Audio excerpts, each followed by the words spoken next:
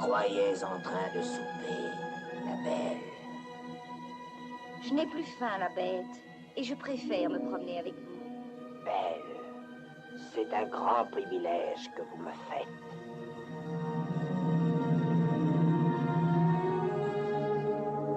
Journey of the Anima, Shamanism in Beauty and the Beast.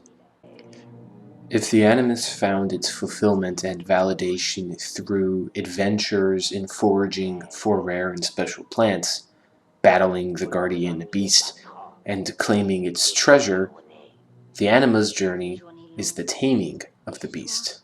One thing misunderstood about the relationship of the Anima and the Animus is that they are rarely compatible in a romantic way.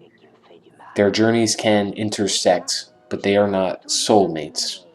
They are not complementary opposites, but spring off into two different directions, each finding validation in their own quests. This is important to understand because the Animus and Anima exist in all of us in different ways. Our lives are shaped by what we cultivate, the Animus or Anima, or both. They are the spiritual or ontological fulfillment of masculine and feminine, not the sensual or romantic, which I think is commonly attributed to the Anima and Animus, but it is not their sole function. Part of the journey may involve romance, as we learned of the Animus often having a conflict-dominant relationship with the goddess. The same goes for the Anima. It is not looking for love, but may find it along the way. It almost never seeks out the Animus. At its closest, the Anima and the Animus can be siblings, but we'll explore this once we have a better grasp on the Anima, which we will dive into now. Mais qu'avez-vous, la bête? J'ai soif, la belle.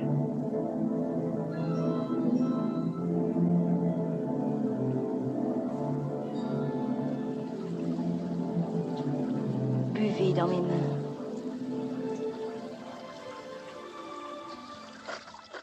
The Taming of the Beast. The most famous Anima narrative in modern times is Beauty and the Beast. You can use this story as the prime archetypal example of the journey of the Anima. The romantic affiliation is not necessary for the Anima, but it is possible. The Anima seeks to tame the wild and to humanize the beast. Also notable in this story is her rejection of the Animus, represented by Gaston. This is a great movie to break down the psyche of the Anima and the Animus. Ultimately, this is why it is so popular of a story in the first place, and serves as the basis for thousands of movies and stories. In Beauty and the Beast is both the Anima's journey to tame and the Animus's journey to slay. That conflicting interest of the Anima and Animus highlights their dynamic perfectly. In the story, the Animus happens to be the villain. But if the main characters were reversed, Belle would have been a goddess or a princess enslaved by the beast that Gaston, the hero, would have to defeat to free her. In that scenario, Belle would no longer represent the Anima unless she was secretly controlling the beast. Either way, their interests would be conflicting, and in both cases, the beast is always part of the Anima and Animus's journey in this story. What you may find surprising is that Medusa is not actually an Anima representation. Often associated with femininity, the Medusa story is part of the quest of the Animus. Women who associate with Medusa have more cultivated animuses, as they are more adventurous. I use the Lara Croft archetype a lot to highlight that since either male or female can have each anima or animus more cultivated than the other, or rather I should say often the roles that the actress Angelina Jolie plays is often more animus expressions within a female. So you have that frame of reference as an example. You can almost think of the beast as a representation of nature in general. The Animus seeks to feed it for its secrets and guarded treasure. The Anima seeks to learn and tame nature for its secrets and treasure. You can see how their conflicting interests prevent them from getting along in many instances. A better mythological study of the Anima is with the island of Crete, with the Minoans. This civilization represents one of the last of a dying trend where women were in charge of religious practices. The priestesses had to perform special rituals to keep the Minotaur from rampaging and just the center of their spiritual life.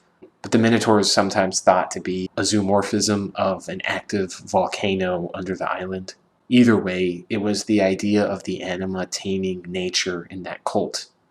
Now, it is debated whether the Minoans were really a matriarchy or not, but more than likely, I think the Minoan civilization saw that change from matriarchy to patriarchy in its lifetime. Theseus slaying the Minotaur highlights that change in culture as he slays the beast, rather than the priestesses taming it.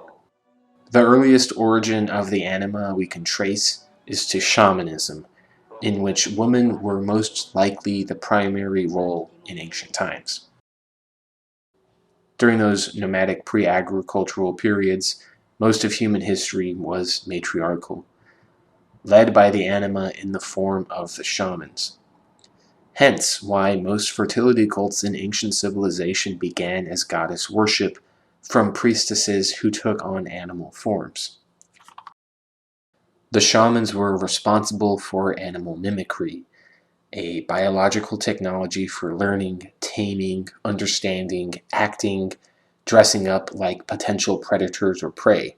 The shaman could learn nature's secrets, figuring out how they move, how they hunt, how they behave. This was imperative for survival in a species far less physically strong than most other big animals on the planet.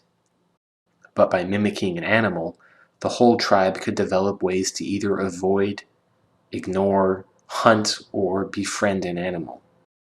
Likewise, the shamans and women probably did most of the big game hunting or fighting off the most dangerous predators, not the men, contrary to popular belief. We like to divide these nomadic humans into two roles, hunter and gatherer. Perhaps labor was divided this way in ancient humans, but this would simply be their jobs, not their lives or identity. By learning the Anima and Animus, we can make accurate assumptions about ancient humans. The Animus, mainly men during this time, were foragers, while the Anima, mainly women, were shamans.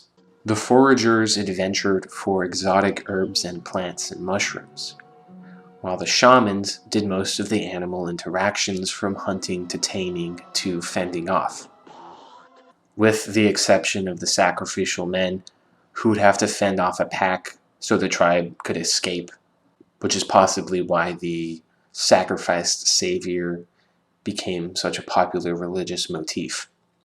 But this would have been more true to the actual identity of an individual.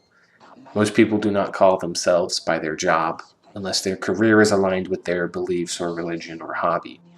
You often call yourself by your favorite thing or an important role in society that you may hold.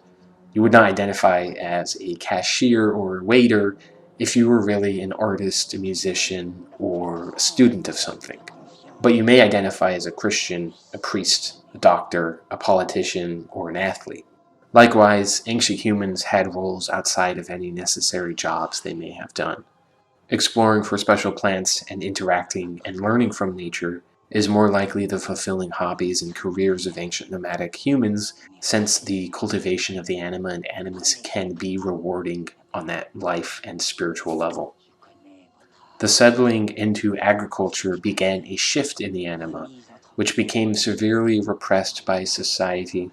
Thus, a more patriarchal civilization started to emerge, which also corrupted the Animus into more of a Gaston than a Gilgamesh.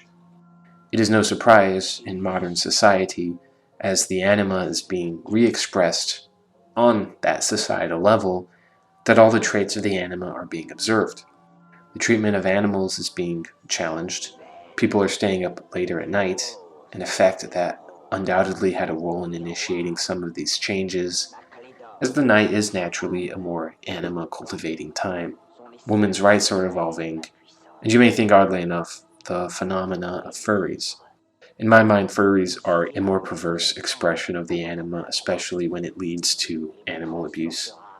Similar to how the corrupted animus leads to violence and cruelty, which we see with our culture as well. The anima and animus alike need proper expression. This is why many men and women, though it is a lot more common, a stereotype of women, to have a pet they use for therapy, affection, or support. It is directly related to the anima beast taming journey, our ancient shamanic animal mimicry, and of course a direct result of that as those animals were domesticated by shamans. Men who have that quality of anima will often like to have pets. Men who have that quality of the anima will have pets as well. Or in certain shows, they have a special pet, like Aragon, for example, who is more interested in his pet and his community than the quest for adventure and glory. That part only being a necessity to fight off the evil. An example of a beast-human friendship in which they are trying to save the land or people, that is, anima. This is an important aspect of the theme. Anima stories will rarely have their protagonist seek out glory or immortality or special power for power's sake. They are usually fighting off an evil to save their people. This is the role of the shaman hunters. In Beauty and the Beast, Belle's taming of the beast leads to the death of Gaston, the villain, and breaking the curse and restoration of the land and castle.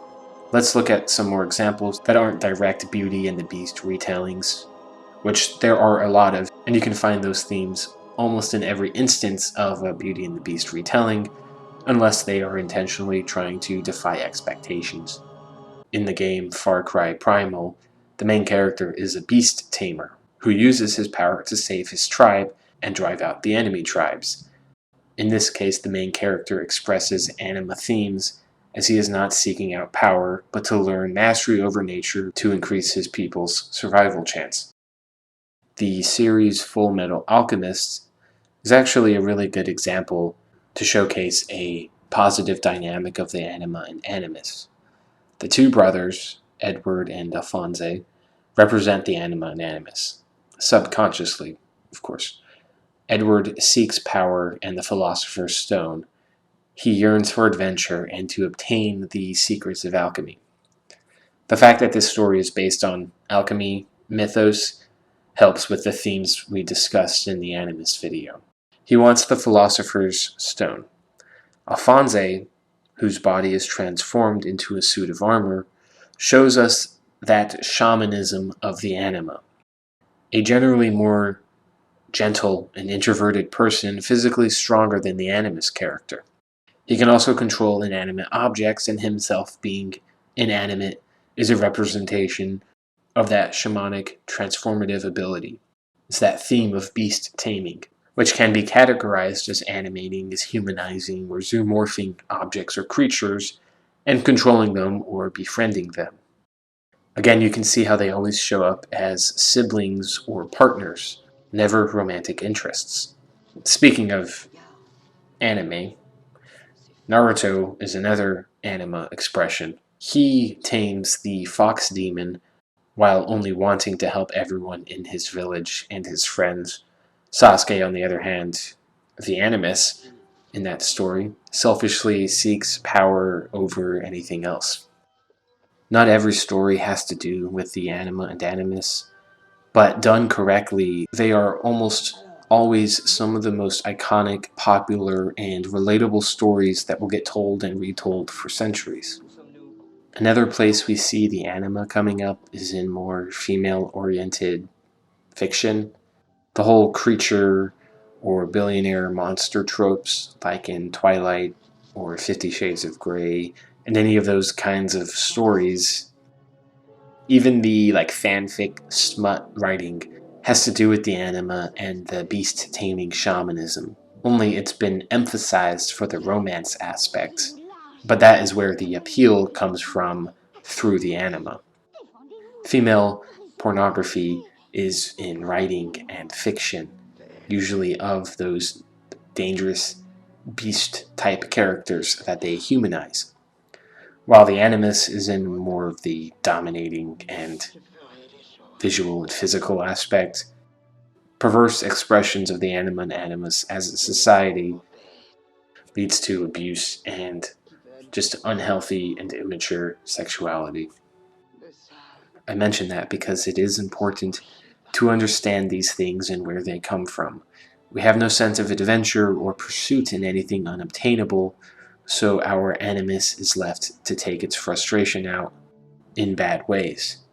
The Anima has no connection to nature or animals and has no desire to help the community through nature, so it is twisting its shamanic mimicry ability into a weird social standard impotence that values being politically correct and altering body types for vanity's sake rather than helping with real issues. Women are often seen as much stronger when they have an animal or beast. This is interesting because in any photography, fashion, art, movie, show, or with everyday people, having an animal makes the person more desirable, attractive, intimidating, or interesting. Not every instance of a woman with a beast is an example of the Anima. Same thing with a man. Not every instance of a man with a beast means he's displaying the Anima expression automatically. You really have to take a look at what they are doing. Sometimes the evil queen trope is seeking the philosopher's stone, despite usually having a pet, which in that case is more of a familiar than a tamed beast. Same thing with the questing hero. Sometimes they have a pet companion, but they are not an Anima archetype. To round up the kind of examples in music, I would say Björk probably has the strongest Anima themes in both her personality, artistic expression, and the actual content of her music. A lot more could be said of the Anima and Animus, but if you are interested in exploring this further, pay attention to these themes in everyday life and in stories or shows that you watch or books that you read. I think you will learn a lot simply by observing and keeping these things in the back of your mind. Thanks for watching.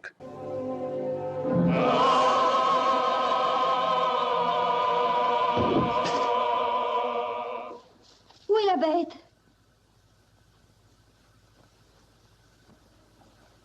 La bête n'est plus. C'était moi, Belle. Mes parents ne croyaient pas aux fées. Elles les ont punis en ma personne. Je ne pouvais être sauvé que par un regard d'amour. De pareils prodiges sont-ils possibles?